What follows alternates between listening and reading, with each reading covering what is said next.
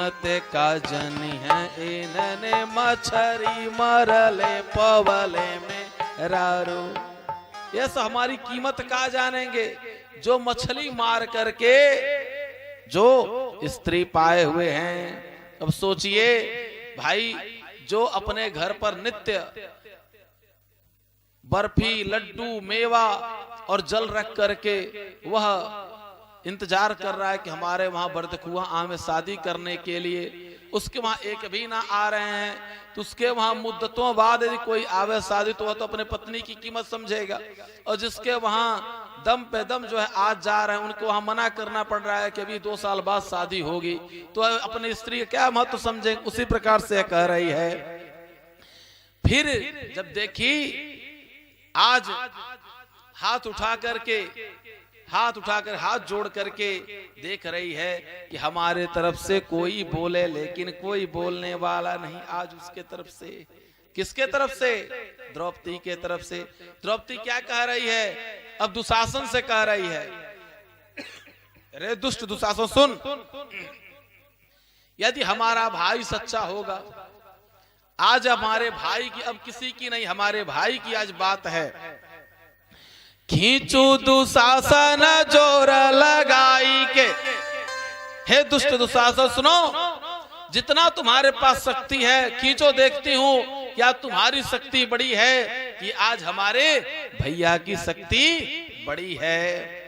खींचू दुशासन जोर लगाई, तेरा हमारा जो सोने पई हैं, भौजी के गोद में हुई हैं तब विश्वास हमें हरिना बिसरे हैं।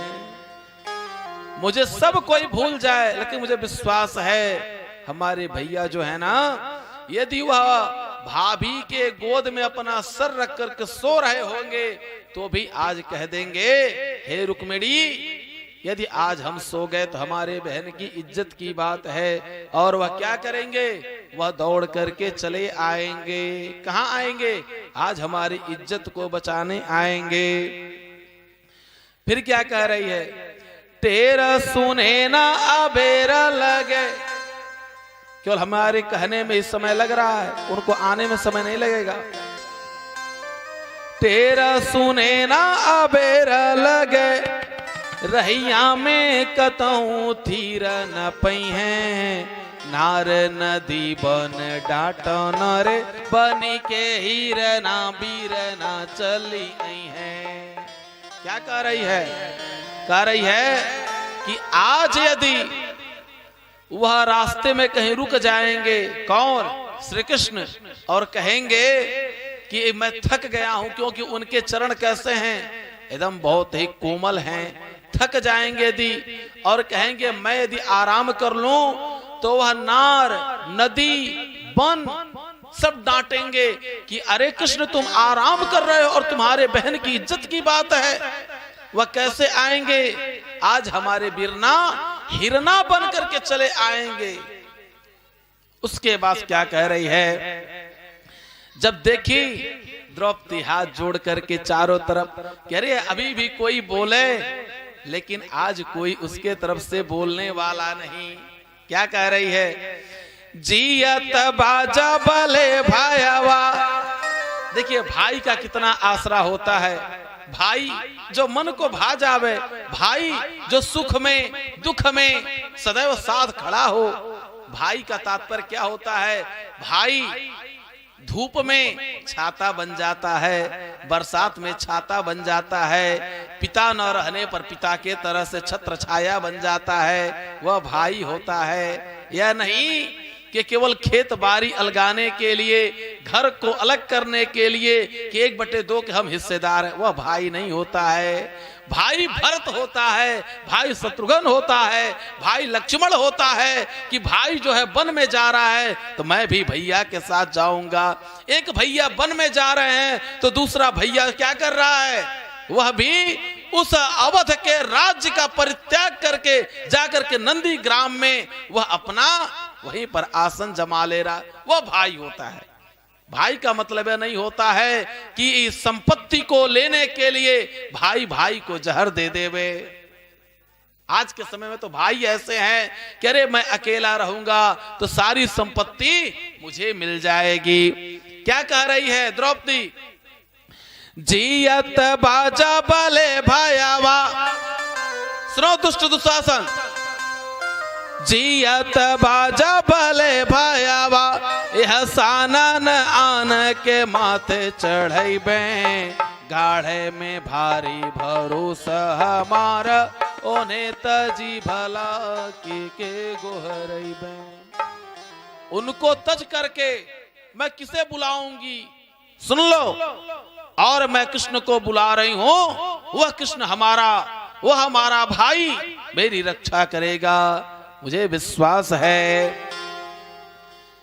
अब फिर देख रही कि हो सकता है हमारे पति अभी भी इन लोगों के अंदर उत्सुकता आवे, यह लोग रक्षा करें, लेकिन कोई पति उठा नहीं।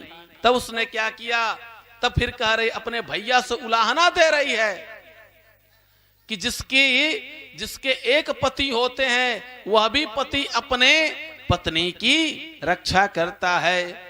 और यहां पर तो हमारे 5 पति हैं, यह क्या कर रहे हैं? देखो हे मेरे भाई, इनकी दशा सुनो। 5 पति पर ऐसी गति, 1-2 पति नहीं 5 पति हैं, 1-2 पति नहीं 5 पति हैं। 5 पति पर ऐसी गति, यही देश में साजही आग लगई बे, सासुर में सब कायर बा, अब नैहर से वीर ना हम बोलै बे। सुनो, सासुर में सब क्या है? सब के सब कायर हैं। अब मैं कहां से बुलाऊंगी? मैके से बुलाऊंगी, नैहर से बुलाऊंगी। यहां मैं जान गई, यहां मेरी कोई रक्षा करने वाला नहीं है। यह देखिए माताओं बहनों का कितना बड़ा त्याग होता है। यह माताएं बहनें अपने माता को, पिता को, भाई को, बहन को, अपना नगर, देश, सब कुछ, नात रिश्तेदार सब कुछ छोड़ करके एक पति के लिए जाती हैं। और जब वो पति भी साथ नहीं देता है, उस स्त्री का, उस पत्नी का, अपने पत्नी का साथ नहीं देता है, तब वह माँ क्या सोचती, वह बहन, वह बेटी क्या सोचती है कि ऐसा पति रहे या ना रहे। क्योंकि मैंने तो सबका परित्याग कर दिया और भरी सभा में मेरी इज्जत जा रही, ऐसे पति जो मेरी रक्षा ना कर सके। शक्ति किसे दी जाती है? शक्तिमान को। अब साइकिल पर या गाड़ी पर कोई बैठाकर अपने पत्नी को लेकर के जा रहा है, अब उसके पत्नी को कोई रास्ते में लगे मारने, तो वह उसकी रक्षा ही ना कर पावे, तो धिक्कार है उसके मर्दानगी, धिक्कार है वो अपने आप को पुरुष कहे। केवल घर के अंदर उसको मारे, डांटे, फटकारे, अरे मैं बहुत बलवान हूं, ताकतवर हूं, अब बाहर में उसकी रक्षा ही ना कर पावे, तो धिक्कार है तुम्हारे पुरुष की जिंदगी की। क्या कह रही है? 5 पति पर ऐसी गति, 1-2 पति नहीं है, 5 पति हैं। 5 पति पर ऐसी गति, यही देश में सांझ ही आग लगई बे, सासुर में सब कायर बा, नैहर से अब वीर ना हम बोलै बे। अब नैहर से, अपने मैके से मैं वीर ना बुलाऊंगी, अपने भाई को बुलाऊंगी और वो हमारी रक्षा करेगा। जब देखी कि अभी आने में भगवान को विलंब हो रहा है, क्योंकि उन्होंने द्वारिकाधीश भगवान को याद किया था। भगवान तो हर कण कण में हैं, भगवान हर जगह हैं। हरि व्यापक सर्वत्र समान, प्रेम से प्रगट हो ही मैं जाना। भगवान कैसे हैं? वो हरि व्यापक हैं, सर्वत्र व्याप्त हैं। भगवान हर जगह व्याप्त हैं, लेकिन हम यह बुलावें कि हनुमानगढ़ी के हनुमान जी आवे, तो अब हनुमानगढ़ी के हनुमान जी को, हनुमान जी यहाँ हैं तो उनको हनुमानगढ़ी जाना पड़ेगा अयोध्या, और पुनः वहां से आना पड़ेगा। लेटे हुए हनुमान जी आ जावे तो प्रयागराज जाना पड़ेगा, वहां से उनको आना पड़ेगा। और हम कह दें नहीं, यही जो हनुमान जी हैं जिस भी रूप में वो हमको दर्शन दे, हमारी रक्षा करें, तो हनुमान जी यही तुरंत दर्शन दे देंगे। कल इनका अमूल्य सामान कल यह गायब हो गया था। कल बेचारे परेशान थे, जाकर कहे महाराज जी मेरा मिल नहीं रहा। मैं एकदम व्याकुल हो गया। हमने कहा चिंता ना करिए। हमने कहा हे लड्डू गोपाल जी चल रहे हैं, जैसे ही चले तुरंत उनका सामान मिल जाए। भगवान ने तुरंत कृपा कर दी। आते आते अभी जैसे ही वहां खड़ा हूं चटका तब तक वहां मिल गया। तो यह जान लीजिए कि आप जब भगवान को वही प्रभु को याद करिए, प्रभु वही आपको मिलते हैं। अब क्या कह रही है उसके ऊपर आज बहुत ही जो संकट की घड़ी आ गई है द्रौपदी के ऊपर। क्या कह रही है? गाढ़े में जो बिसरई बहा में हरी। सुनो कृष्ण, आज हमारे ऊपर संकट आ गया है। सुख में तो सभी लोग साथ देते हैं, लेकिन जो दुख में साथ देवे ना वही सच्चा साथी होता है। गाढ़े में जो बिसरई बहा में हरी, जातों से हम बोल बनाही। तू बहिनी बहिनी कहब, फिर नात कबो तुझसे जोड़ बनाई। तू बहिनी बहिनी कहब, तुझसे कबो नात जोड़ बनाई। भाई बहन का जो प्रेम होता है ना, भाई बहन का प्रेम वह धागे का नहीं होता है, वह प्रेम ऐसा होता है। महारानी कर्मावती ने जब रक्षा बांधा तो उनकी भी रक्षा की गई। रक्षाबंधन यह भाई बहन के उस अटूट विश्वास का, अटूट प्रेम का, जो उसके दुख में, यह नहीं कि बहन जो है आज के समय में यह देखा जा रहा है कि कुछ लोग ऐसे अरे चल रहे हैं, मैं बांध रही हूं रक्षा, और रक्षा बांध करके अरे कुछ पैसा मिल जाएगा, कुछ वस्त्र मिल ना। उसका तात्पर्य होता है कि दुख की घड़ी में जब कोई आपका सहारा नहीं होगा तो आपके भाई आपके सहायक होंगे, आपके सहारा बनेंगे। भाई का बल बहुत बड़ा बल होता है। अब वह श्री कृष्ण भगवान को पुकार रही है। क्या कह रही है? फिर क्या कह रही है? पूसा में ले खिचड़ी आईबा। सुनो कृष्ण, पूस में जब लेकर के खिचड़ी आओगे, पूसा में ले खिचड़ी आईबा, गठरी सड़ी जाय पर खोल बनाई। सावन में तोहे बांधे बदे, जरई फेरी ताल में बोरब नहीं। इतना भगवान सुनते ही भगवान तुरंत आ गए। अब भगवान ने आज क्या किया? अपने हाथ को ही बढ़ा दिया और वही चीर बन गया, साड़ी बन गया। दुशासन जो 10,000 हाथियों का बल रखने वाला, चीर खींचते खींचते खींचते थक गया। साड़ियों की ढेर लग गई, कई ट्रक साड़ियों की फैक्ट्रियां लग गई। आज जो बड़े बड़े हब हैं वह सब के सब बेकार। इतनी साड़ियां खींचते खींचते वह कहा दुशासन कि भैया मैं समझ नहीं पा रहा, चीर खींच करके मैं खींच रहा लेकिन समाप्त नहीं हो रहा। दुर्योधन ने कहा अरे खींचो। उसने कहा कि भैया मैं नहीं समझ पा रहा, साड़ी बीच नारी है कि नारी बीच साड़ी है, साड़ी के है नारी है कि नारी के साड़ी है। मैं समझ नहीं पा रहा कि साड़ी की नारी बनी है कि नारी की साड़ी बनी है, कि साड़ी बीच नारी है कि नारी बीच साड़ी है। आखिर क्या माजरा है? जहां आपकी सोचने की, समझने की, आपके इस संसार की शक्ति जहां समाप्त हो जाती है, वहां पर इस संसार के जो पालन करता है उनकी शक्ति का भास उद्भव होता है। वह हमारे मुरली मनोहर श्री नंद नंदलाल जी की उनकी शक्ति को लेकर के हम सभी लोग क्या करते हैं? सभी कार्यों को कर लेते हैं। प्रेम से बोले वृंदावन बिहारी लाल की जय। लाज रखो हे कृष्ण मुरारी, पीछे लाज रखो हे कृष्ण मुरारी, लाज रखो हे कृष्ण मुरारी। हे गिरधारी, हे गिरधारी कृष्ण मुरारी, लाज को है कृष्ण मुरारे लाज।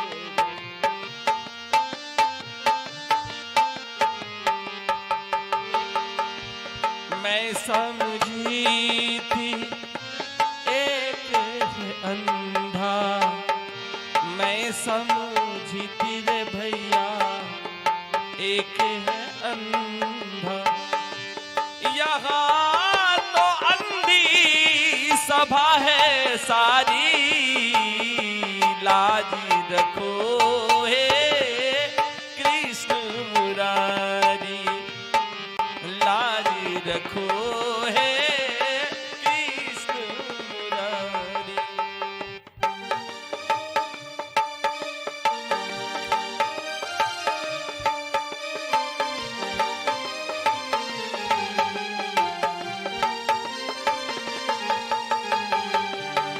अब मैं आस करूं कहूं किसे से, अब मैं आस करूं कहूं किसे से, सबके सब है, सबके सब है, सबके जुआरी, लाज रखो हे कृष्ण मुरारी, लाज रखो हे कृष्ण मुरारी।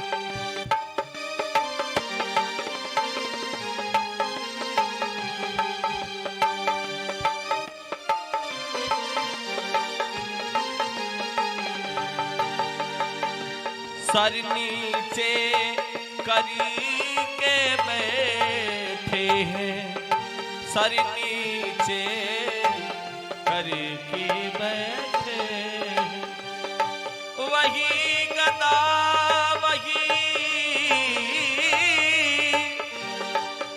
वही गदा वही गांडी उधारी, लाज रखो हे कृष्ण मुरारी, लाज रखो हे कृष्ण मुरारी।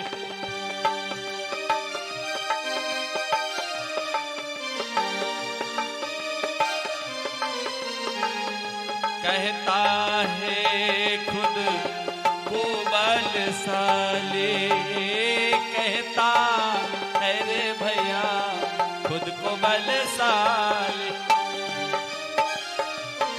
खींच रहा है अबला की साड़ी, ओ हे कृष्ण मुरारी, लाज रखो हे कृष्ण मुरारी। हे गिरधारी, हे गिरधारी कृष्ण मुरारी, लाज रखो है कृष्ण मुरारे लाज रखो हे कृष्ण मुरारी, लाज रखो हे कृष्ण मुरारी, लाज रखो कृष्ण मुरारी। प्रेम से बोले श्री कृष्ण भगवान की की जय। जय जय श्री राधे राधे श्याम। अवश्यमेव भोक्तव्यम कृतम कर्म शुभाशुभम। अपने किए हुए कर्मों को मनुष्य को भोगना पड़ता है। अवश्यमेव भोक्तव्यम कृतम कर्म शुभाशुभम। अब भगवान श्री कृष्णचंद्र जी ने बड़े ही प्रेम पूर्वक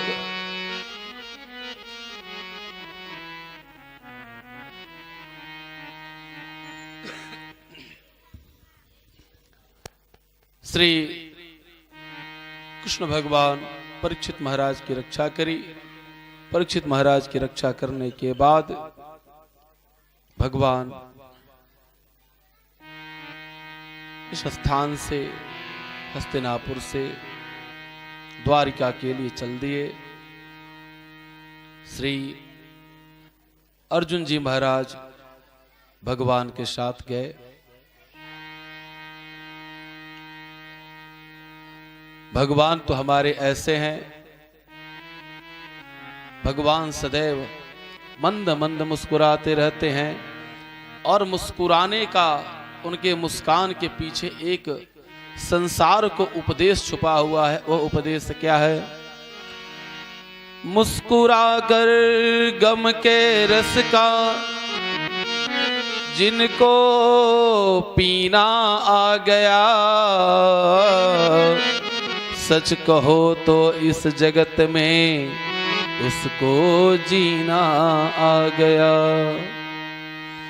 संत और गुरु के वचन पर, संत और गुरु के वचन पर जिसको चलना आ गया, सच कहो तो इस जगत का सार सब वो पा गया। दीन दुखियों की पुकारे जिनको सुनना आ गया, दीन दुखियों की पुकारे जिनको सुनना आ गया, सच कहो वो इस जगत में धर्म का फल पा गया। यह संसार जो है, इस संसार में जब भी आप आते हैं तो आपको कोई न कोई एक विशेष कार्य से प्रभु भेजते हैं। वह परमपिता परमेश्वर इस संसार में भेज करके कोई एक उत्तम कार्य के लिए आपको भेजते हैं। समय व्यतीत होता गया। भगवान श्री कृष्णचंद्र जी, भगवान श्री कृष्णचंद्र जी ने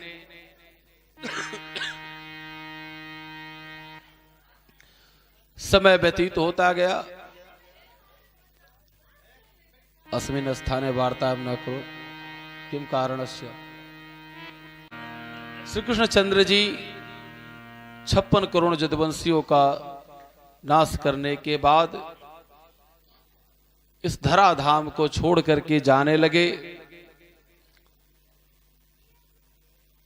उनके साथ अर्जुन जी महाराज एवं अन्य लोग जो भी रहे, वे भगवान से जब विदा होकर के आ रहे हैं, इधर युधिष्ठिर महाराज को अनेकों प्रकार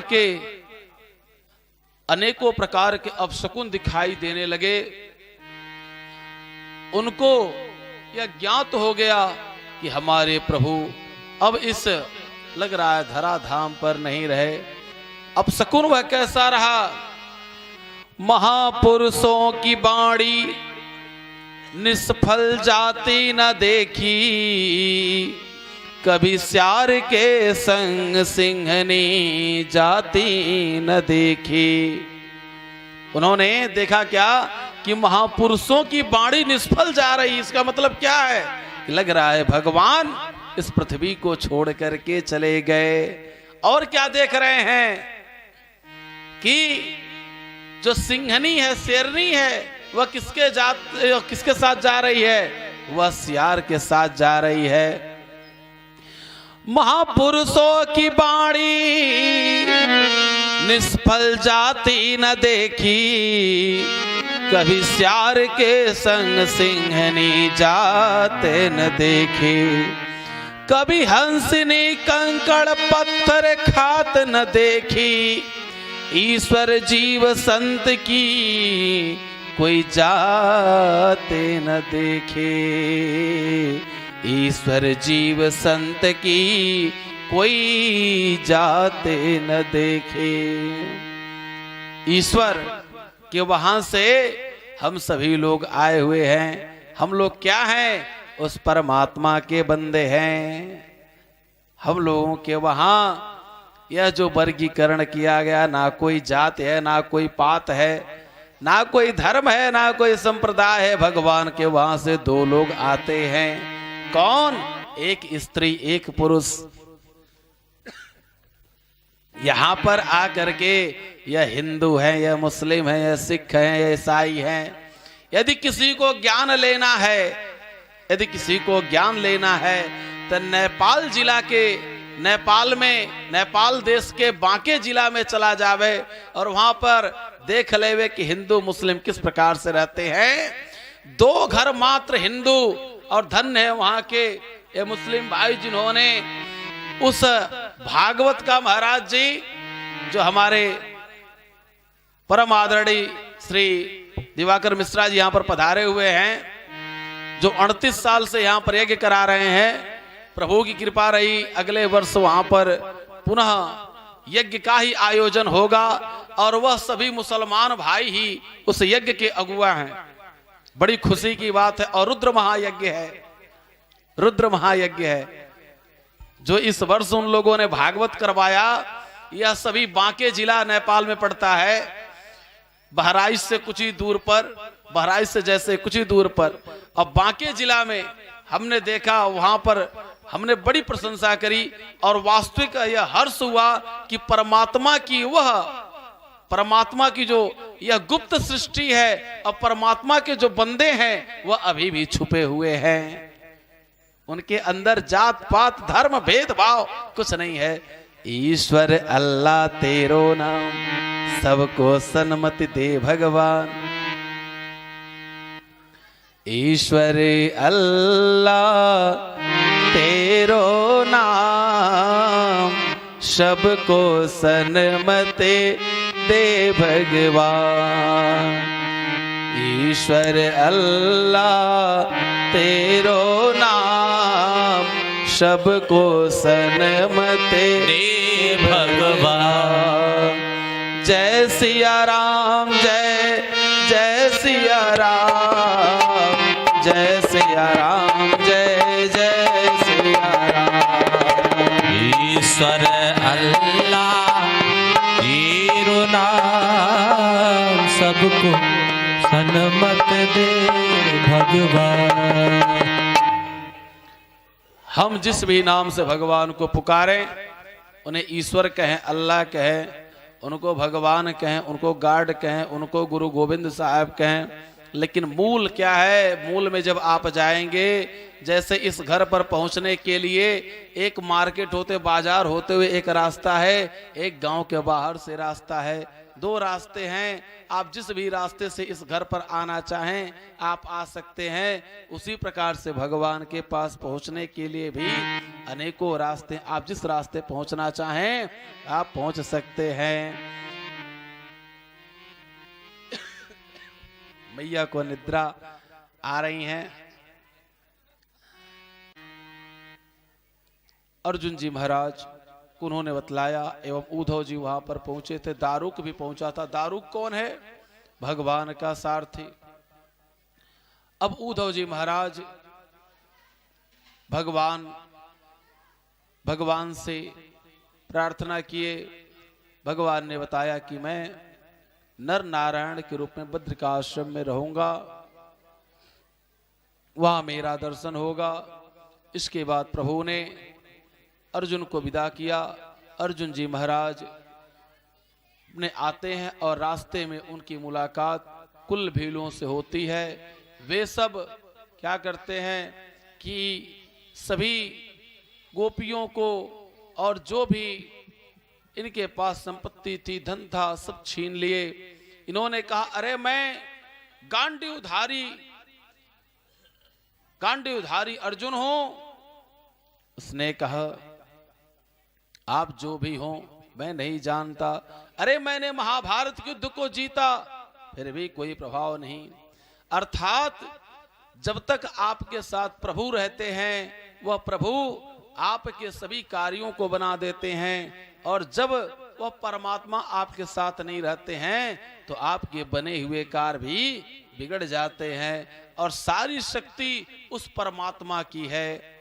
जब तक लकड़ी के अंदर, काठ के अंदर, लकड़ी के अंदर वह परमात्मा रूपी अग्नि समाया रहता है, तब तक वही लकड़ी जलती है। और जब वह लकड़ी के अंदर से ईश्वर रूपी तत्व समाप्त हो जाता है, तब उसी राख को आप जलाना चाहें वह नहीं जलता। परमात्मा की बड़ी कृपा रहती है कि हम लोग बोलते हैं, चलते हैं, सभी कार्यों को करते हैं। उस परमात्मा को सदैव धन्यवाद देना चाहिए। भगवान का ध्यान करते अर्जुन जी महाराज हस्तिनापुर पहुंचे। जैसे ही युधिष्ठिर महाराज इनसे कुछ पूछे, तुरंत इनके कंठ अवरुद्ध हो गए, इन्होंने कुछ बतला नहीं पाया। इधर परीक्षित महाराज कुछ बड़े हो गए थे, अब उन्होंने राज्याभिषेक किया और राज्याभिषेक करके वे लोग वहां से चल दिए कि जब हमारे भगवान नहीं इस पृथ्वी पर रहे तो हमारा क्या आवश्यकता है। और वह एक एक करके वह केदार खंड में सभी लोगों की शरीर गल गई। केवल स्वर्ग में श्री युधिष्ठिर महाराज स्वर्गारोहण उन्होंने किया। जो भी लोग बद्री का आश्रम गए होंगे, बद्रीनाथ भगवान का दर्शन किए होंगे, बद्रीनाथ धाम के आगे वहां से 20 किलोमीटर आगे पड़ता है मानाग्राम। मानाग्राम में ही जहां से स्वर्गारोहण किया जाता है। भारतवर्ष के उत्तरी दिशा में, उत्तर की तरफ वह सबसे लास्ट ग्राम है और सरस्वती जी का उद्गम स्थल है। वहीं पर वेदों का और पुराणों की वहीं रचना की गई थी। मानाग्राम जो भी लोग यदि प्रभु की कृपा कभी आप लोग बद्री का आश्रम जावें तो वहां जरूर जावें। बद्रीनाथ धाम तक तो वहां तक गाड़ी जाती है, उसका रास्ता थोड़ा सा दूर से वह किनारे रास्ता है। मानाग्राम के लिए भी गाड़ी जाती है, आप लोग जा सकते हैं। केवल केदारनाथ के लिए जो है वहां गाड़ी नहीं जाती, गौरी कुंड तक ही गाड़ी जाती है। वहां हेलीकॉप्टर की व्यवस्था है, घोड़े की व्यवस्था है। और प्रभु के जितने भी 12 ज्योतिर्लिंगों में जागृत महादेव यदि कहा जाता है तो केदारनाथ भगवान कहा जाता है। अतः जरूर जाकर के दर्शन करना चाहिए। स्वर्गारोहण हुआ। स्वर्गारोहण के बाद इधर इन्होंने दिग्विजय के लिए निकला और दिग्विजय के लिए सभी पूरे पृथ्वी पर सभी राजाओं को जीतने के लिए कौन? श्री परीक्षित जी महाराज। परीक्षित जी महाराज दिग्विजय के लिए निकले। अब वह दिग्विजय के लिए क्या देख रहे हैं कि एक गैया और एक बैल, इन दोनों को लोहे के डंडे से एक काला कलूटा पुरुष एक पीटते हुए उनको दौड़ा रहा है। इन्होंने रोक लिया और अपने धनुष पर बाण चढ़ाए हुए उसको मारने के लिए गए। अरे दुष्ट तुम कौन हो? उसने कहा त्राहिमाम शरणागतम, शरण में आए हुए क्यों, उसको क्षमा कर देना चाहिए। मैं कोई और नहीं, मेरा नाम कलयुग है। तुम्हारा यहाँ पर प्रवेश वर्जित सर्वथा है, तुम यहाँ पर किस लिए आए? उसने कहा महाराज यह मेरा युग है और मैं इसलिए आया। उन्होंने कहा कि मेरे रहते तुम नहीं आ सकते। उसने अपनी गुणवत्ता बताया कि अन्य युगों में जो आप तपस्या करके फल प्राप्त करते थे, हमारे इस कलयुग में क्षण मात्र में ही और नाम मात्र से ही आप उन सभी गुणों को, उन सभी पुण्यों को आप प्राप्त कर सकते हैं। अब वह बार बार अपनी गुणवत्ता लगा बताने, उसकी गुणवत्ता को इन्होंने समझा। दूसरी बात उसने एक बात और बतलाया कि नाम मात्र से ही, कि नाम ही भव के इस भय को दूर कर देगा। उन्होंने मन ही मन विचार किया, यह ठीक कह रहा है। उसने कहा प्रभु मुझे स्थान दे दीजिए रहने के लिए। उन्होंने कहा कि द्यूत क्रीड़ा, मद्यपान और जहां बाजारू स्त्रियां रहती वहां पर उसने कहा यह तो पहले से मिला हुआ है, एक कोई अच्छा स्थान दे दीजिए। उसने कहा कि स्वर्ण में जाओ, मैं तुम्हें सोना में दे देता हूं। अब वह यह देखते ही कि सोना में स्थान दिए, तुरंत उनके शीश पर जाकर के बैठ गया। शीश पर क्यों बैठ गया? क्योंकि वह नगर के, इस राज्य के वह राजा थे, धर्म के प्रतीक थे, धर्म ध्वजा को फहराने वाले थे। किसी देश के राजा को यदि कोई, किसी देश का राजा उसे हरा दे रहा है तो पूरी राज्य हार स्वीकार कर लेती है, पराजय स्वीकार कर लेती है। उसने यह विचार किया कि जो धर्म के ध्वजा को फहराने वाले हैं, यदि इनकी ही पराजय हो जाए तो पूरी प्रजा, पूरे नगरवासी, देशवासी अपने आप ही धर्म से विमुख हो जाएंगे। यही कारण है कि धीरे धीरे करके जो धर्म के मार्ग पर चलने वाले हैं, जैसे कोई व्यवस्था एक दिन में नहीं बिगड़ती, एक दिन में ना बनती है ना एक दिन में बिगड़ती है। व्यवस्था बनाने में भी समय लगता है और बिगाड़ने में भी समय लगता है। अब वह कलयुग धीरे धीरे प्रभाव संतों पर, ब्राह्मणों पर अपना डाल रहा है, क्योंकि पहले तो उसने उनके ऊपर डाला, अब ब्राह्मणों के ऊपर डाल दिया। जो संत हैं, वह संत किसी भी संप्रदाय के संत हैं, चाहे वह हिंदू धर्म के संप्रदाय के हैं, चाहे वह मुस्लिम धर्म के, चाहे क्रिश्चियन के, चाहे गुरु गोविंद साहब किसी भी धर्म के हैं, वह क्या हो रहे हैं? उनके मार्ग बदलते जा रहे हैं। जो मार्ग को प्रशस्त करने वाले हैं, अब उन्होंने क्या किया? उनकी मति बदल गई। वह शिकार करने गए, समीक ऋषि को देखा, उनको प्यास लगी थी। उन्होंने समझा कि यह कोई ढोंगी बाबा है। वहीं मरा हुआ सर्प पड़ा था, उस सर्प को उठा करके उन्होंने गले में लपेट दिया।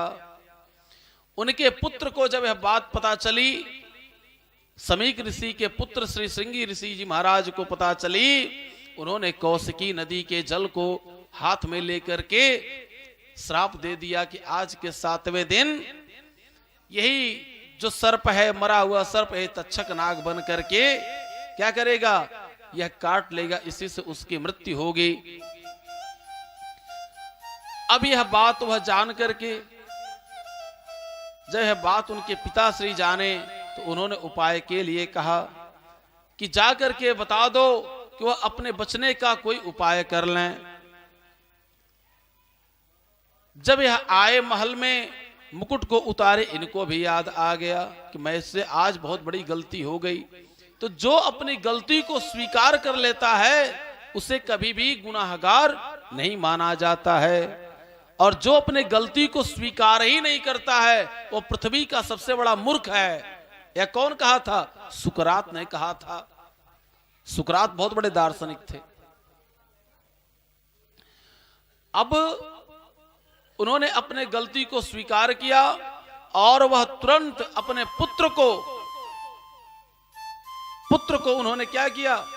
जन्मेजय को राजगद्दी पर बिठाया और अपने चल दिए उस उत्तम उपाय करने के लिए कि जिससे रक्षा हो जावे। रक्षा होने के लिए वह चल दिए। इतना सुनते ही सभी ऋषि, संत, महंत सभी लोग आ गए और उनके उत्तम उपाय के लिए कि किसी प्रकार से इनको बचाया जाए, उन्हीं लोगों के बीच में उसी समय श्री सुखदेव जी महाराज आ जाते हैं। और सुखदेव जी महाराज जैसे ही आते हैं, वह क्या करते हैं? भागवत की कथा सुनाते हैं। लेकिन कैसे? जब वह आते हैं, इनका प्रश्न है, इन्होंने, इन सभी लोगों ने स्वागत किया। कभी भी जो कथा व्यास आमे, जो संत आमे, ब्राह्मण आमे, उनका सम्मान करना, आदर से सत्कार करना चाहिए। अब इन सभी लोगों ने उनका सत्कार किया। आइए हम सभी लोग भी श्री सुखदेव जी महाराज जी का सत्कार कर सम्मान। हरि की कथा सुनाने वाले, हरि नाम सुनाने वाले, तुमको लाखों प्रणाम, तुमको लाखों प्रणाम, तुमको लाखों प्रणाम, तुमको लाखों प्रणाम। हरि की कथा सुनाने वाले, हरि कथा सुनाने वाले, तुमको लाखों प्रणाम,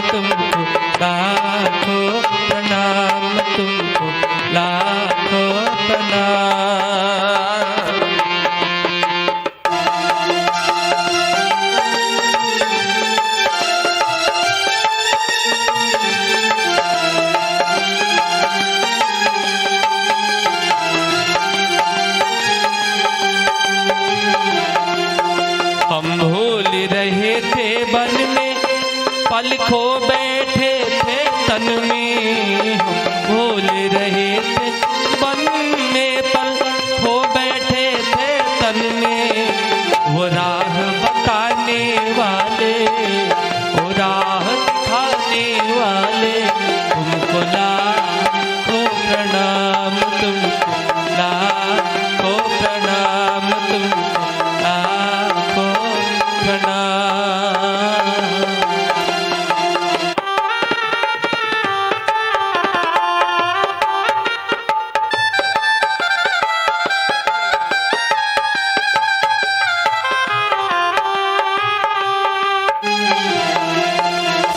हम लेकर विष का प्याला जा रहे थे हम के गाला, लेकर विषयों का प्याला जा रहे थे हम के गाला, लेकर विषयों का प्याला जा रहे थे हम के गाला,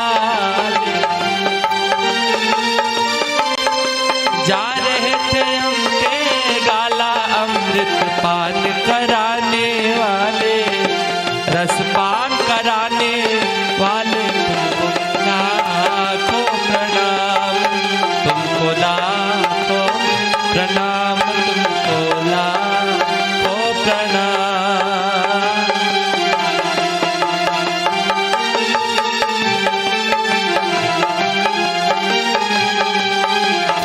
हम पार तेरा क्या पावे, बस शीश झुकाए ही गावे। हम पार तेरा क्या पावे, बस शीश झुकाए ही गावे।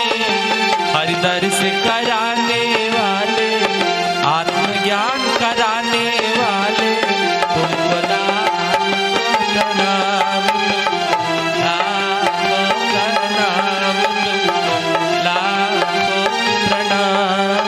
हरि कथा सुनाने वाले, हरि नाम सुनाने वाले, अमृत पान कराने वाले, तुमको लाखों प्रणाम, लाखों प्रणाम, लाखों प्रणाम, लाखों प्रणाम, लाखों प्रणाम। हरि कथा सुनाने वाले, हरि नाम सुनाने वाले, तुमको लाखों प्रणाम, लाखों प्रणाम, लाखों प्रणाम,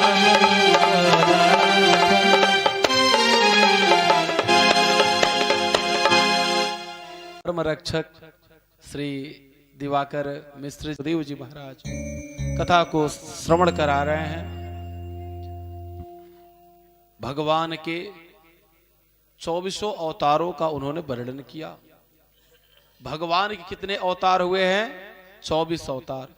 उन 24 अवतारों में भगवान का पहला अवतार है, भगवान का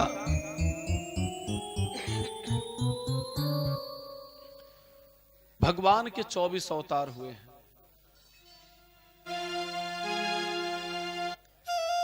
24 अवतार श्री सुखदेव जी महाराज कहते हैं, परीक्षित, जिस समय प्रभु ने यह चाहा, प्रभु ने विचार किया कि सृष्टि का विस्तार हो, हे परीक्षित, उस समय पृथ्वी को हिरण्याक्ष जो था वह क्या किया था, वह पृथ्वी को चुरा करके वह ले गया था। ब्रह्मा जी ने प्रार्थना किया, हे प्रभु, मैं किस प्रकार से सृष्टि का विस्तार करूं?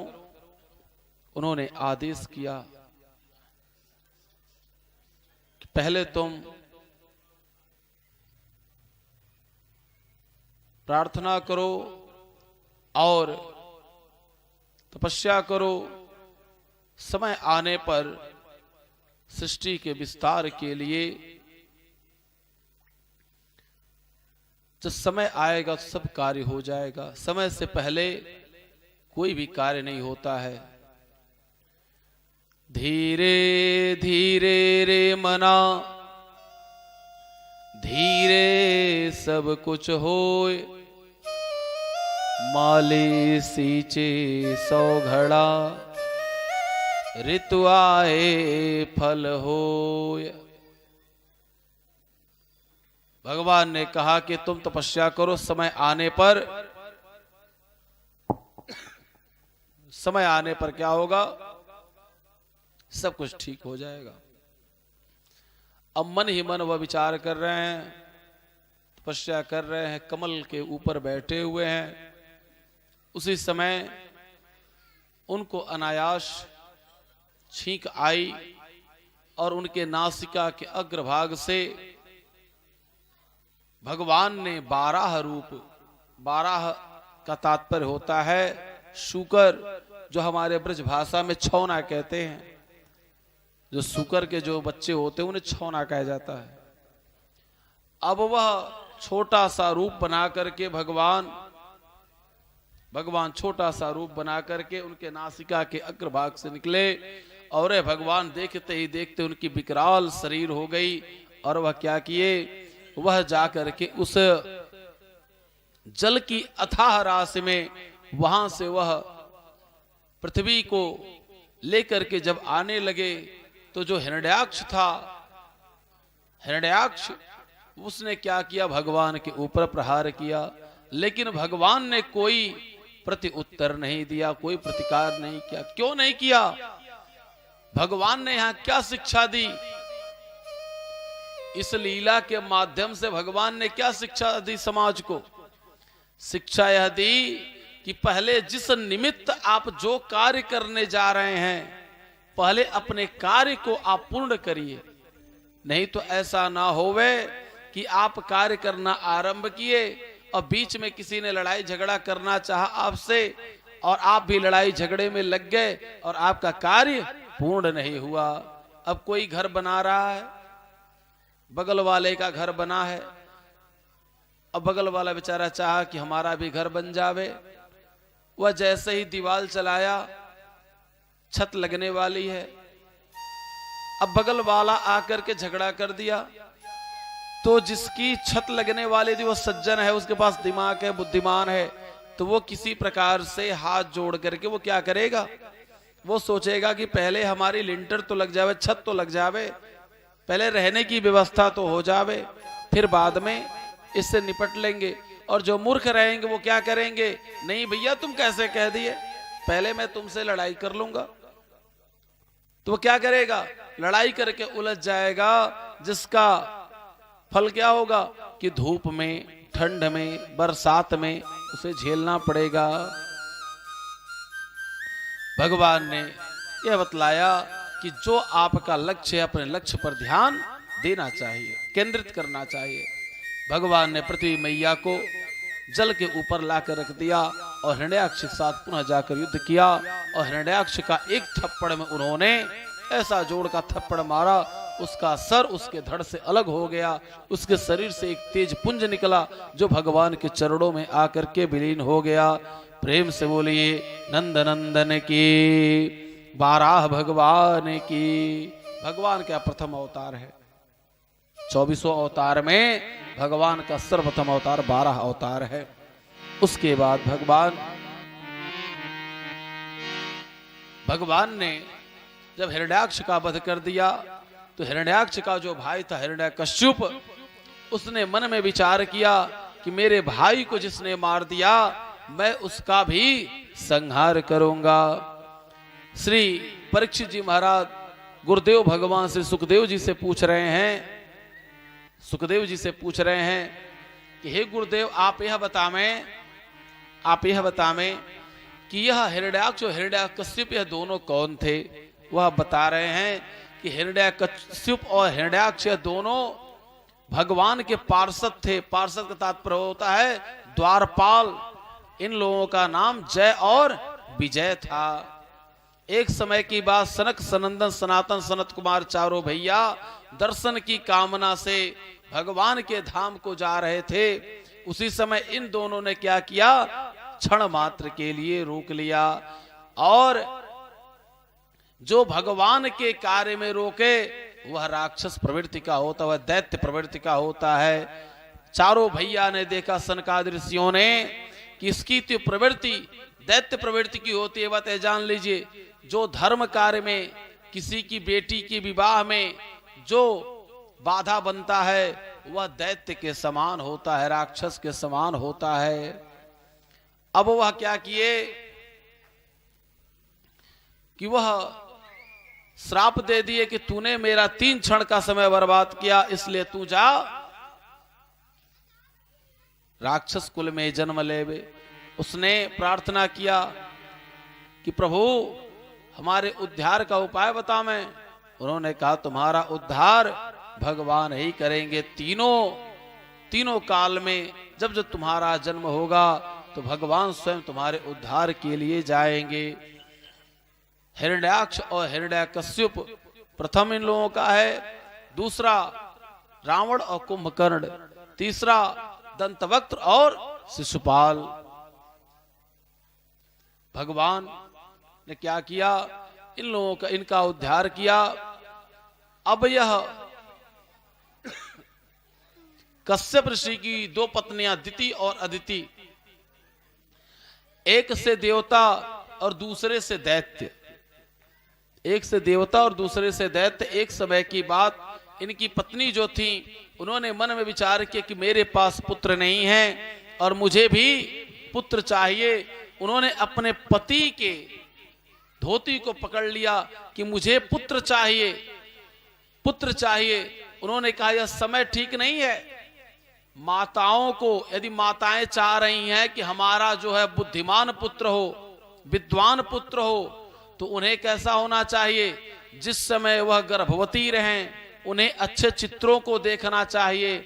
अच्छे अच्छे जो है, देखिए कभी कभी लोग कहते हैं कि अरे जो हमारा बच्चा है ये तो अपने पापा पे पड़ा है, अपने दादी पे पड़ा है। तो जैसा आप चित्र देखते हैं वैसा ही पड़ता है, जैसा आप अपने सुनती हैं वह बच्चा उसी प्रकार से होता है। आज के समय में तमाम माताएं बहनें जो है बच्चों, वह गर्भवती हैं, वह मोटू पतलू देखती हैं तो बच्चे भी वैसे हो रहे हैं भाई। तमाम कार्टून देख रही हैं, बच्चे भी वैसे हो रहे हैं। देख रियली बता रहे, जो छोटे छोटे बच्चे हैं ना, उनसे कभी बात आप करिए तो देखिए वो बच्चे कैसे, उनकी बात जो है, उनकी बात बिल्कुल निराली अलग ही। तो कभी कभी विचार करते हैं कि ये आखिर बच्चे कहाँ से ऐसे हो गए। तो फिर कभी आप सीरियल को मिलाइए ना तो बच्चों का वैसे बिल्कुल मिलान होगा।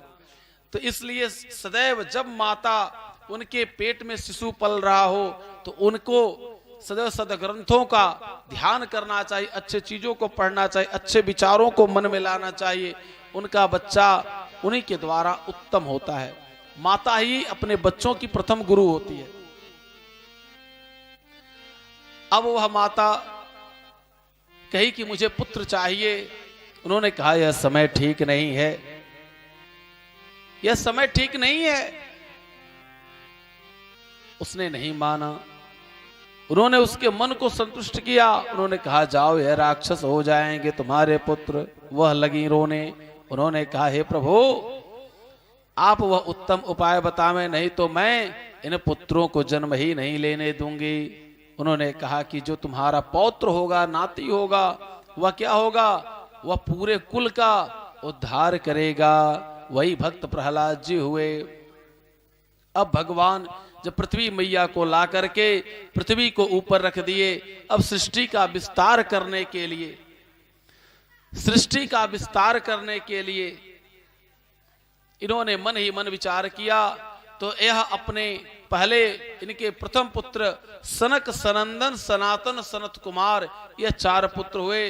इन लोगों से कहे कि सृष्टि का विस्तार करो। उन्होंने कहा कि मैं सृष्टि का विस्तार नहीं करूंगा। क्या करोगे भैया आप? मैं जाकर के भगवान का भजन करूंगा। श्रीमन नारायण नारायण नारायण, श्रीमन नारायण नारायण नारायण, श्रीमन नारायण नारायण नारायण, श्रीमन नारायण नारायण नारायण, भजमन नारायण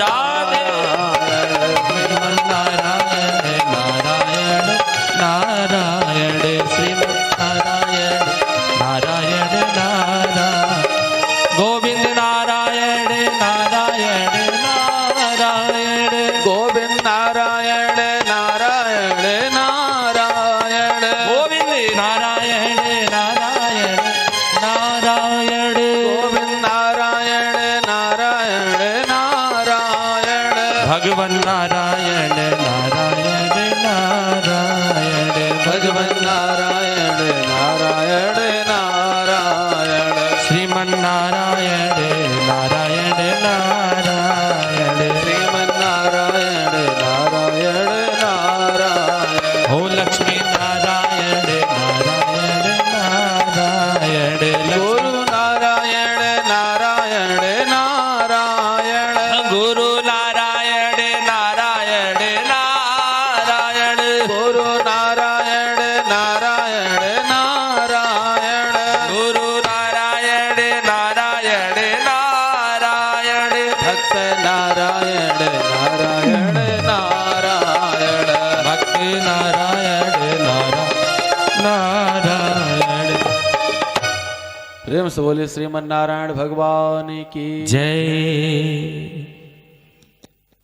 ब्रह्मा जी के ये जो 4 पुत्र हुए, इन चारों पुत्र ये चले गए और जाकर के तपस्या करने लगे। इसके बाद से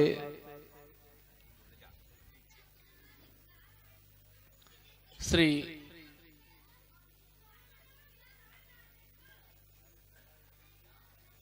इनके 9 पुत्र और हुए।